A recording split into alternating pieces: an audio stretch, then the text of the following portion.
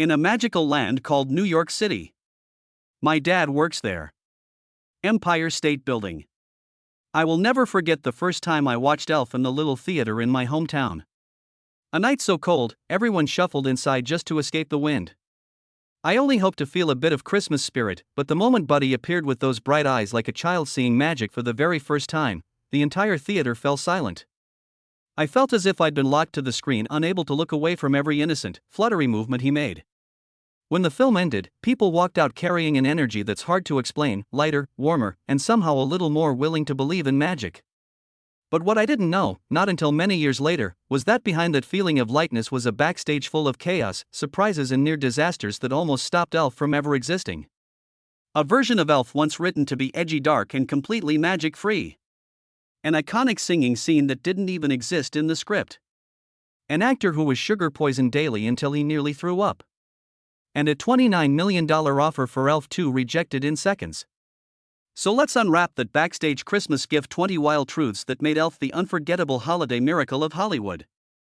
20. Farley's Lost Elf never actually existed. You remember the image of Buddy the Elf, bright-eyed, pure-hearted, running through New York as if Christmas had never lost its magic. For many people, Elf is a Christmas card that laughs, which is why learning that the film once nearly didn't have the Buddy we love was genuinely shocking. Beneath its sweetness, there once existed a darker, rougher version of Elf with a completely different energy. A version that, had it been made, would have changed our Christmas memories forever. In 1993, screenwriter David Birnbaum wrote the first draft specifically for Chris Farley. It had a PG-13 sharp-edged chaotic buddy comedy tone, none of the innocence or magic that made Elf a classic. Buddy was an unruly adult, not a childlike soul glowing from within. A story far removed from the cozy Christmas feeling audiences hoped for. So Jon Favreau decided to tear it down and rebuild it. He drew inspiration from Rankin-based specials like Rudolph and Santa Claus is Coming to Town, wooden toys, cotton ball, snowsoft pastel, colors, a North Pole that looked like it stepped out of childhood memory. But the real turning point was Buddy himself. Favreau reinvented him from a snarky adult into a pure-hearted child trapped in a grown man's body. The very energy that melted even New York's cynicism.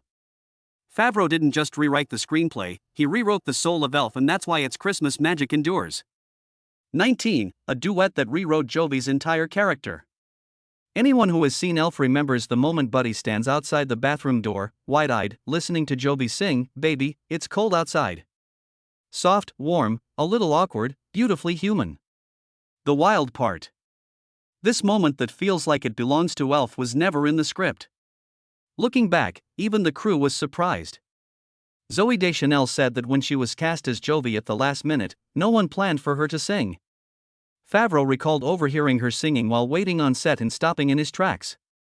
Not using that voice would be a waste. He rewrote an entire sequence just to create that moment. And that's how a completely new scene was born. Gentle, unflashy, but destined to become a modern Christmas movie classic. It didn't just deepen the story. It reshaped how audiences saw Jovi, not just Buddy's love interest, but the one who helped Elf find its emotional heartbeat. 18. The sugar frenzy that almost wrecked Will Ferrell. I still remember watching Elf for the first time during a cozy year-end family night and laughing constantly. But there was one scene that made everyone gasp. Buddy stuffing spaghetti covered in syrup into his mouth or downing an entire bottle of soda in one breath. What almost no one knew was that behind those hilarious moments was Will Ferrell's real-life nightmare. Ferrell ate everything for real sugar, real calories, and very real consequences. The price was a barrage of symptoms: headaches, nausea, insomnia, and the sensation that his entire body was riding a Christmas light-decorated roller coaster without brakes. And yet he refused. Fake props, refused to cut the scenes, determined that every overjoyed, absurd facial expression from Buddy be 100% genuine.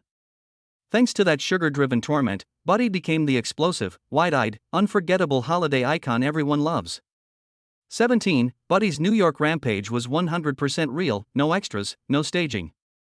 If you've seen Elf, you surely remember the montage of Buddy roaming Manhattan, waving at taxis like old friends, hugging strangers as if they were long-lost family, hopping across crosswalk lines with pure unfiltered joy. It feels so authentic that viewers assume it was carefully choreographed. But the truth is even crazier: there were zero extras in that sequence. A crew member recalled Favreau told us, "Cut everything, just me, the cameraman, and Will." No permits, no warnings. We're dropping Buddy into Real New York City and seeing what happens. And so Will Ferrell in a bright green elf suit walked straight into the real Manhattan crowd without any protection. The reaction's 100% real. Some people jumped when Buddy hugged them out of nowhere. Others froze at the sight of a 6 feet 3 inches elf sprinting toward them to pick up a dropped flyer. A taxi driver even waved back at Buddy like he was some new street mascot. Favreau wanted that authenticity the exact moment Buddy truly enters the human world. And the spontaneous, bewildered, joyful reactions of New Yorkers became one of the most iconic sequences in Elf. 16. The haunted hospital where Christmas was assembled when watching Elf. No one imagines that all those warm, cozy locations, the DNA testing room, Walter's apartment, the Jimble's toy department, the mailroom, the jail cell, were actually built inside a place completely opposite in tone Riverview Hospital, an abandoned psychiatric hospital in Vancouver. And the creepiest part? Only a few weeks before the Elf crew moved in, the building had been used to film Freddy vs. Jason. The hallway where Buddy cheerfully runs around had once been the place where Freddy Krueger hunted his victims.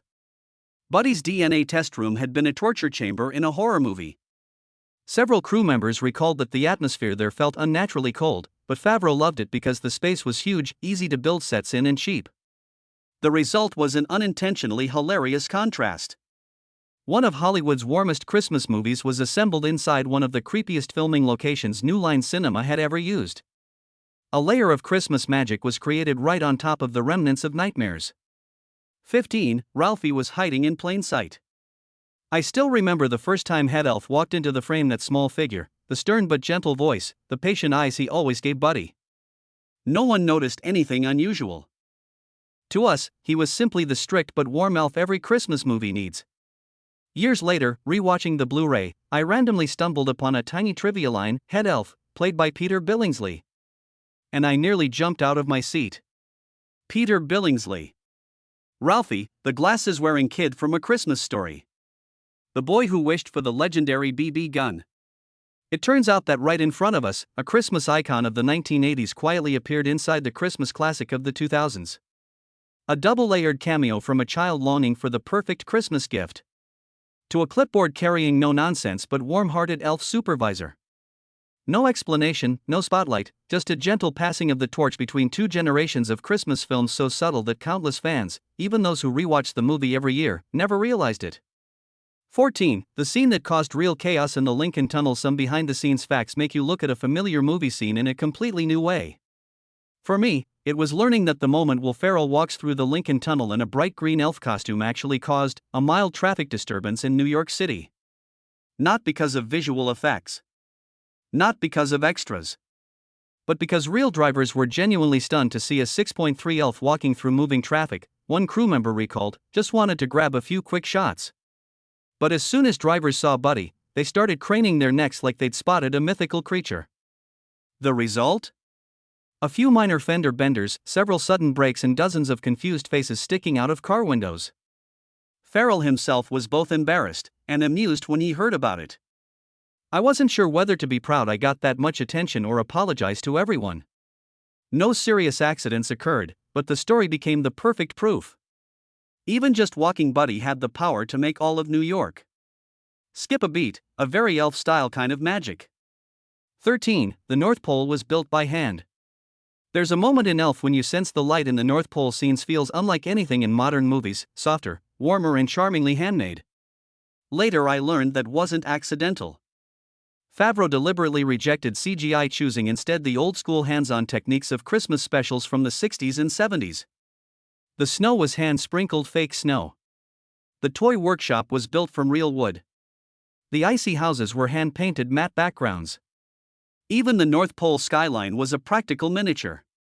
Most remarkable was the forced perspective technique. Buddy looks taller than the elves, not because of CGI, but because Will Ferrell stood closer to the camera while the elf actors stood farther away. Everything was handcrafted, precise, and most importantly imperfect on purpose. A slightly crooked set. Keep its snow edges looking rough. Even better. Those imperfections made the North Pole and Elf timeless, not because it looks real, but because it looks like our childhood memory of Christmas, the kind no CGI could ever truly recreate. 12. The Santa brawl that was filmed in one single take. If there's any scene in ELF that proves the film was willing to take risks, it's the chaotic brawl between Buddy and the fake Santa at Gimbals. You remember the madness, right? Toys exploding skyscraper models, collapsing candy canes flying like artillery. Everything happens so fast it feels like real uncontrollable chaos. And that's because it was real chaos.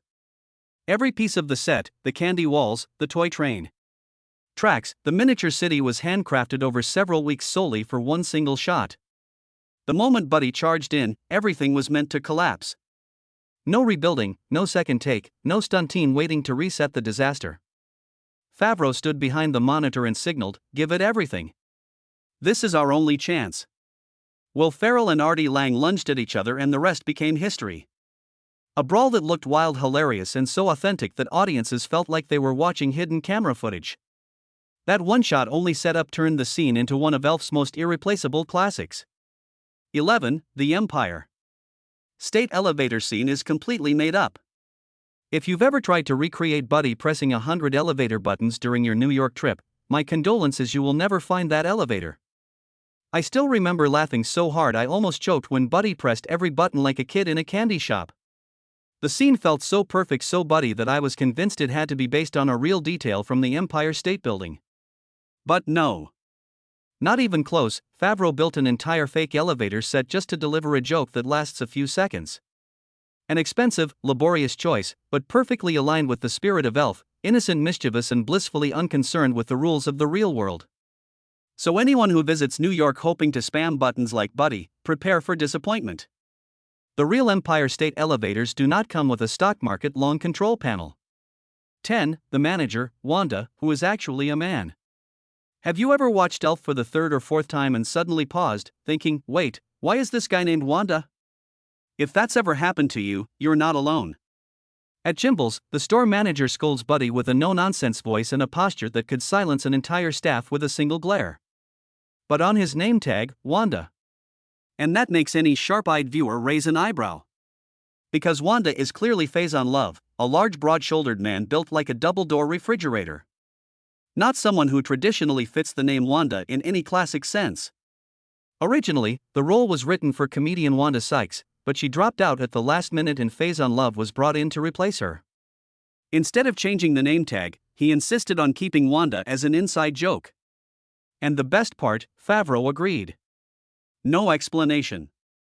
No correction. It's the charm of Elfier joke hidden in plain sight, one you only notice after you've become familiar with the film. And when you finally catch it, it feels like discovering a secret tucked inside a Christmas gift you've opened year after year. 9. The hidden voices that shaped the entire North Pole. Anyone who has watched Elf on cold Christmas nights knows that the North Pole in the film feels oddly nostalgic, innocent, warm, and reminiscent of the old animated specials we grew up with. But few people know that much of the soul of that world came from one person, Jon Favreau. He wasn't just the director, he voiced numerous quirky creatures throughout Buddy's journey. The anxious puffin calling out, "Buddy, you've got to get out of the North Pole," that was Favreau. The narwhal rising from icy water to say the now iconic meme-worthy goodbye by Buddy. "Hope you find your dad." Also Favreau. The best one may be the angry raccoon in Central Park. Favreau roared so enthusiastically during recording that he burst out laughing mid-growl, forcing the sound team to redo it because he couldn't contain himself. Through these hidden voices, Favreau gave the North Pole its personality, not just a setting, but a community of creatures who care, tease and say goodbye to Buddy in their own ways. Even though he never physically appears on screen, Favreau is present in every greeting and farewell, the quiet heartbeat of the Elf universe. 8. The legendary 12-second burp was not Ferrell's. You remember the moment Buddy downs an entire 2-liter bottle of Coke and unleashes a 12-second burp so ridiculous and thunderous that audiences laugh until they can't breathe. It's one of the most iconic sound gags in Christmas movie history. Long absurd and so perfect it feels like only Buddy could have produced it. But the truth is far more surprising. Will Ferrell did not create that legendary burp. The sound was performed by Maurice LaMarche, the voice-acting legend behind the Brain from Pinky and the Brain. In the studio, LaMarche simply took a deep breath and delivered the entire burp in one single take. No editing, no layering, no second attempt. One try was enough to make history. The hard part fell on Ferrell. While filming, he had to mime the entire burp. Throat vibrations, breathing rhythm, and Buddy's goofy look of proud satisfaction. He did it so well that audiences were convinced the monstrous burp came straight from Buddy himself. A legend created through both performance and voice magic. 7. The soda magic trick, how Buddy appears to chug a 2-liter Coke in one breath. The scene where Buddy lifts a 2-liter bottle of Coke and downs the whole thing in one breath is one of those moments that made me gasp and laugh at the same time. Everyone knows Buddy loves sugar, but this vacuum cleaner level drinking ability goes far beyond anything the human body should be capable of. And because it looks so natural, many people genuinely believed Ferrell actually inhaled an impossible amount of soda in one long heroic gulp. But behind it was a brilliantly subtle filmmaking trick. The crew attached a hidden tube along the back of Ferrell's arm, allowing most of the soda to drain out as he pretended to drink. Each time Buddy tilted the bottle back, most of the Coke never went into his mouth at all. It escaped through the cleverly concealed tube invisible from the camera's angle. Later, the VFX team digitally erased the tubing, creating the illusion that Buddy really was chugging the entire 2-liter in one monstrous swallow. In other words, not a superhuman stomach, just flawless stagecraft. A bit of movie magic, a bit of performance, and suddenly, Buddy looks like the only creature alive capable of treating a 2-liter Coke like a sip of water. 6. The Jack in the Box. Nightmare and every jump scare was 100% real. If there's one scene that perfectly captures both Buddy's innocence and his hilariously helpless side, it's the moment he tests a series of Jack-in-the-Box toys in Santa's workshop. Every time the lid pops open, Buddy jerks violently, eyes wide, mouth twisted in fear. And what makes the scene special is that none of those reactions were acting. Jon Favreau secretly kept a remote control. He controlled exactly when each lid would pop, but instead of pressing it at a steady rhythm so Ferrell could anticipate the timing, Favreau intentionally varied the beats, sometimes fast, sometimes slow, sometimes leaving Buddy waiting far longer than expected.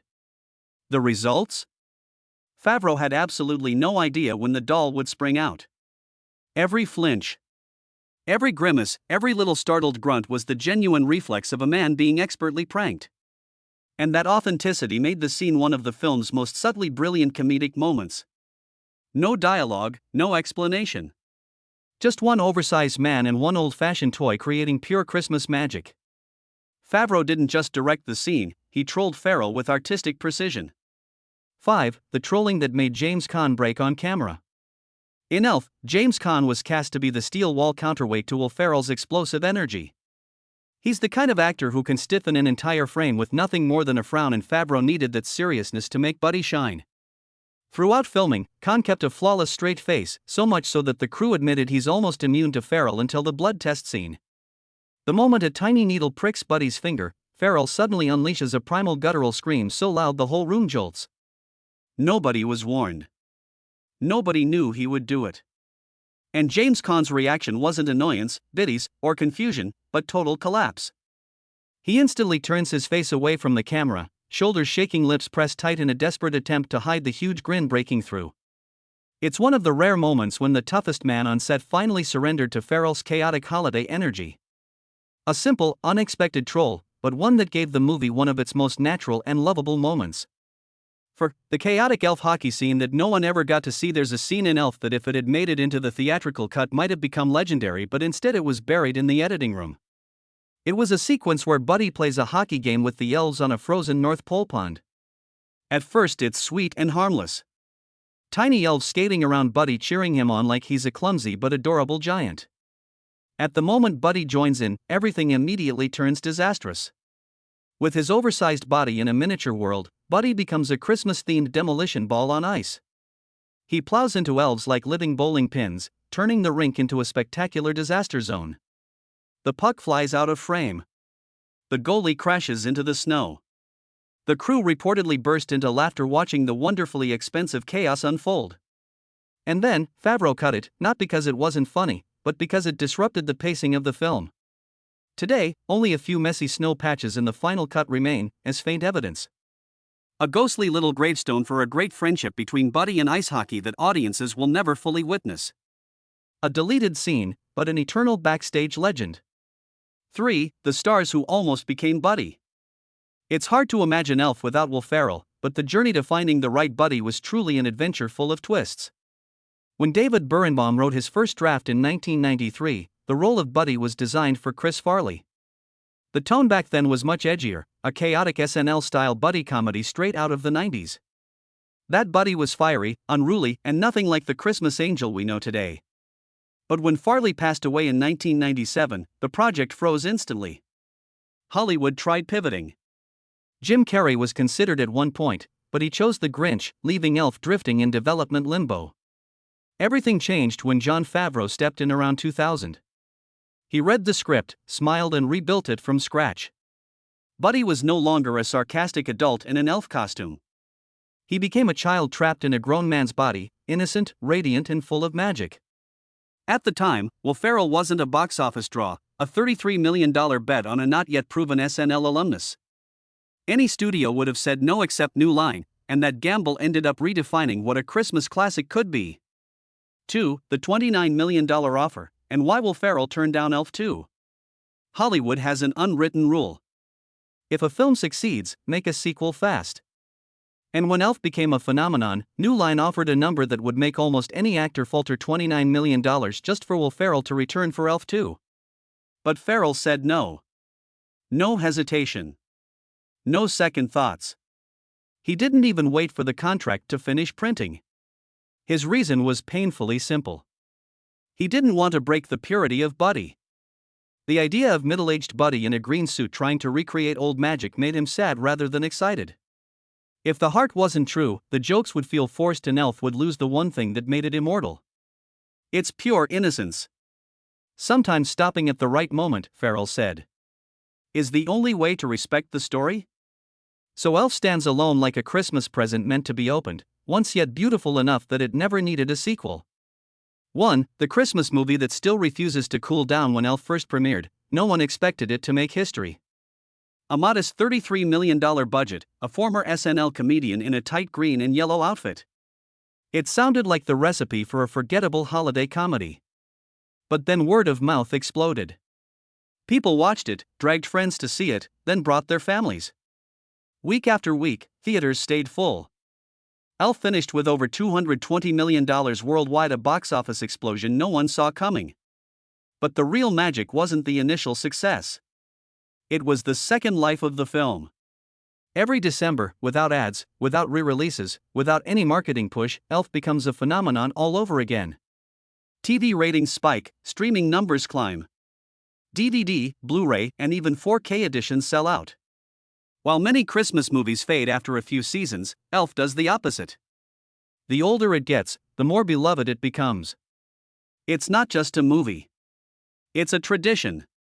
A film people rewatch every year, not because they must, but because Christmas feels incomplete without it. When you watch Elf again, whether on the fuzzy TV of years past or a bright 4K screen today, you may realize the film was never just about a goofy elf running wild through New York. It's a miracle built from countless tiny things that seemed insignificant on their own. But together, they turned Elf into more than a successful Christmas movie. They turned it into a collective memory, a ritual people return to every winter. Maybe that's why it lasts. Because it reminds us the world can still be gentle, that innocence still has a place, and that adults sometimes forget how to believe in magic. If you discovered something new about Elf today, tell me, which moment makes you smile every time you remember it?